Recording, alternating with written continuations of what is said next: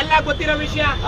ನೀವು ಅದೇಂಗಿರಪ್ಪ, ನೀವು ಸತ್ಯಮೇವ ಜಯತೆ ಕಾಯಕವೇ ಕೈಲಾಸ ಅಂತ ಹಾಕೋತಿದ್ದೀರಾ. ದಯವಿಟ್ಟು ನಮ್ ತಾತಂದು ಆಸ್ತಿ ಬಿಡ್ರಿ. ಬಸವಣ್ಣ ನಮ್ ತಾತ, ನಮ್ ಶಿವಕುಮಾರ ಸ್ವಾಮೀಜಿ ನಮ್ ತಾತ. ದಯವಿಟ್ಟು ನಮ್ ತಾತನ ಆಸ್ತಿ ನಮಗೆ ಬಿಟ್ಕೊಡ್ರಪ್ಪ.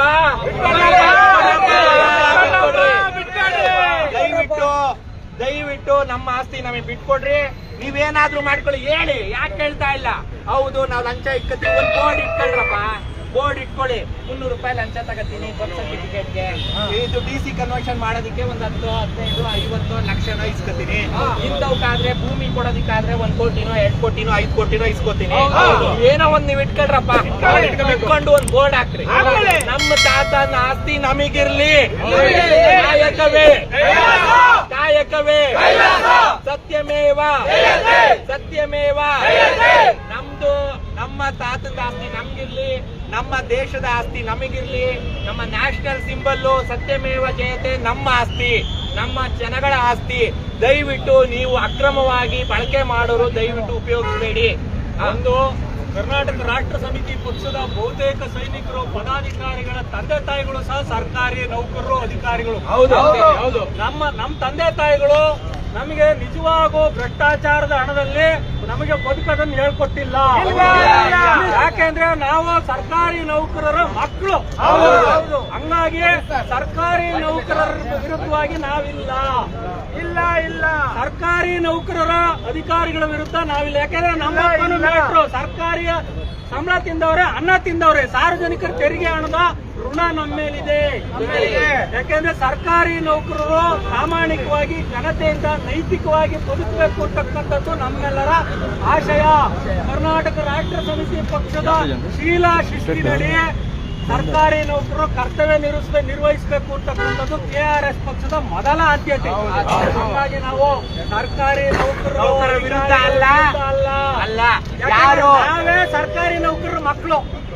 ನಾವೇ ಸರ್ಕಾರಿ ನೌಕರರು ಮಕ್ಕಳಾಗಿರೋದ್ರಿಂದ ನಾವು ಅವ್ರಿಗೆ ಯಾರಿಗೂ ವಿರೋಧ ವ್ಯಕ್ತಪಡಿಸ್ತಾ ಇಲ್ಲ. ಯಾರು ಅಕ್ರಮ ಮಾಡ್ತಾ ಇದಾರೋ ದಯವಿಟ್ಟು ನೀವೆಲ್ಲ ಸೇರ್ಕೊಂಡು ಅಕ್ರಮ ಮಾಡಿರೋರ್ನ ಹಿಡ್ಕೊಟ್ಬಿಡ್ರಪ್ಪ. ನೀವೇ ಹಿಡ್ಕೊಟ್ಬಿಡಿ. ನಾವೆಲ್ಲ ಯಾಕೆ ಬರ್ಬೇಕು? ನೀವೇನೆ ನಿಮ್ ಕಚೇರಿಲಿ ಯಾರು ಸರ್ಕಾರಕ್ಕೆ ಮೋಸ ಮಾಡಿ ಜನಸಾಮಾನ್ಯರ ಹತ್ರ ಲಂಚ ಇಸ್ಕೊತಾ ಇದಾರೋ, ನಿಮ್ ಅಕ್ಕಪಕ್ಕದ ಟೇಬಲ್ ಅವರು, ನಿಮ್ ಮುಂದಿರೋರು ಅಂತವ್ರನ್ನ ನೀವೇ ಇಟ್ಕೊಟ್ಬಿಡಿ.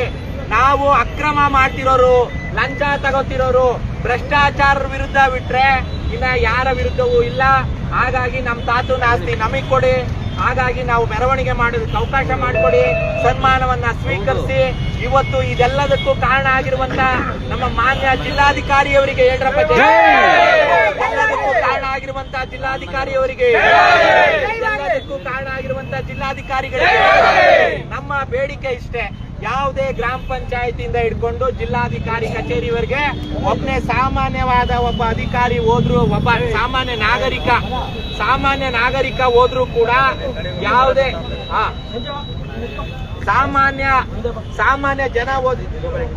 ಸಾಮಾನ್ಯ ಜನ ಹೋದ್ರು ಕೂಡ ಅವ್ರ ಕೆಲಸ ಹಾಕೊಡ್ಬೇಕು.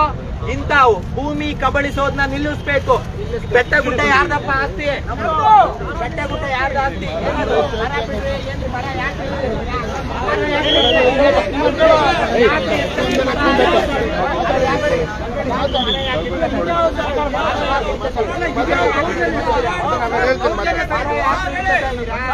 ಈಗ ಸನ್ಮಾನ ಮಾಡಕ್ ಬಂದಿದ್ದು ಕಿತ್ಕೊಂಡು ಹೋದ್ರೆ ಅರ್ಥ ಏನು? ಮರ ಯಾಕೆ ಹಿಡ್ಕೊತಾ ಇದ್ದೀರಾ?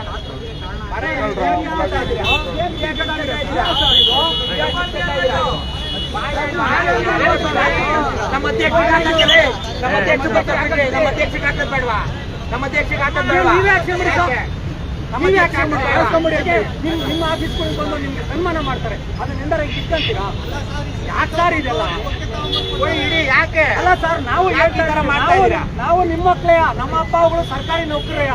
ನೀವ್ಯಾಕೆ ನೈತಿಕವಾಗಿ ಇಷ್ಟೊಂದು ಅಭಿಮಾನ ಆಗ್ತೀರಾ? ಬೇಡ ಸರ್. ಬಟ್ಟೆ ಸರ್ಕಾರಿ ನೌಕರಿಗೊಂದು ಘನತೆ ಇದೆ. ಸನ್ಮಾನ ಮಾಡೋದು ನೀವು ಕಿತ್ಕೊಂಡ್ರೆ ನಾವು ಇದೇನೋ ತಪ್ಪು ಮಾಡ್ತಾ ಇದೀವ? ಹೇಳಿ, ತಪ್ಪು ಮಾಡಿದ್ರೆ ನೀವು ನಮ್ಗೆ ಹೇಳ್ರಿ. ಈಗ ಇಲ್ಲಿ ಇಡಕ್ಕೂ ಬಿಡ್ತಾ ಇಲ್ಲ, ನಾವೇನೋ ಹಾಕ್ತಾ ಇದೀವಿ. ಏನ್ ನಡೀತಾ ಇತ್ತು? ಈಗ ನಮ್ಮ ಅಧ್ಯಕ್ಷರು ಬರ್ಬೇಕಲ್ಲ, ಅವ್ರಿಗೆ ಯಾರು ಹಾಕದ್ ಬೇಡವಾ? ನಾವು ಹೋಗ್ಲಿ. ನಮ್ಮ ನಮ್ಮ ಅಧ್ಯಕ್ಷನ ಹಾರ ಹಾಕಕ್ಕೂ ನೀವು ಬಿಡಕ್ಕೆ ನಿಮ್ ಬಿಡಂಗ್ ಕಾಣಂತ ಇಲ್ಲ. ದಯವಿಟ್ಟು ವಾಪಸ್ ಕೊಡಿ ಸರ್ ಅವ್ರಿಗೆ ಹಣ್ಣು ಇಡಿ. ಏ ಬಿಡಪ್ಪ, ಏ, ಇಲ್ಲಿ ಬೇಜಾರ ಏನು ಅವ್ರಿಗೆ? ನೋಡಿ,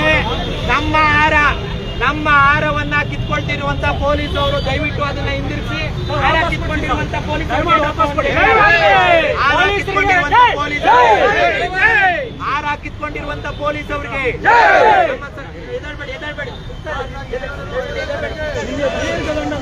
ಇಲ್ಲ, ನಾನು ಯಾವುದೇ ಕಾರಣಕ್ಕೂ ಬಹಳ ಸೌಜನ್ಯಯುತವಾಗಿ ಗೌರವವಾಗಿ ನಡ್ಕೊಂಡಿದ್ದೇನೆ. ಅದು ಯಾವ ಕಾರಣಕ್ಕಾಗ ಪೊಲೀಸನವರು ಈಗ ಅನಗತ್ಯವಾಗಿ ನೀವೇ ನೋಡಿದ್ದೀರಾ, ಈ ರಾಜ್ಯದ ಜನ ಕಣ್ಣಾರೆ ನೋಡ್ತಾ ಇದ್ದೀರಾ. ಈ ರೀತಿಯಾಗಿ ನಮ್ಮನ್ನ ಸರ್ಕಾರಿ ನೌಕರಿ ನೋಡಿ, ಈ ವ್ಯವಸ್ಥೆಗೆ ನಾವು ಹೇಳ್ಬೇಕು ಧಿಕ್ಕಾರ. ನೋಡಿ, ಅವರು ಹೇಗೆ ಮಾಡ್ತಾ ಇದ್ದಾರೆ, ಯಾರ ಪರವಾಗಿದ್ದಾರೆ, ಯಾರ ಪರವಾಗಿದ್ದಾರೆ ಇವರು?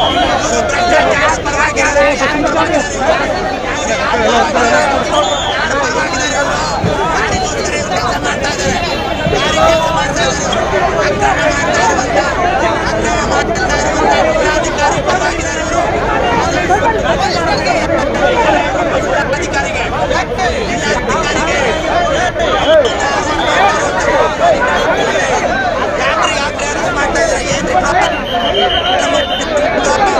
ಸನ್ಮಾನ ಮಾಡೋದಕ್ಕೆ ಯಾವ ಅವಕಾಶ ಮಾಡಿಕೊಡ್ತಾ ಇಲ್ಲ. ಸನ್ಮಾನ ಮಾಡಿರೋ ನಮ್ಮನ್ನೆಲ್ಲ ಯಾಕೆ ಅರೆಸ್ಟ್ ಮಾಡ್ತಾ ಇದ್ದೀರಾ? ನೋಡಿ, ಈ ಅಕ್ರಮ ಕಾರಣ ಅವರು ನೇರವಾಗಿ ಅಕ್ರಮದಲ್ಲಿ ಭಾಗಿಯಾಗಿರುವುದು. ಆತ್ಮಹತ್ಯೆ ನಮ್ಮನ್ನಿಸುತ್ತೆ. ದಯವಿಟ್ಟು ಸಾರ್ವಜನಿಕರು ನೋಡಿ, ಅವರು ಹೇಳಿದ್ರು ಮೆರವಣಿಗೆ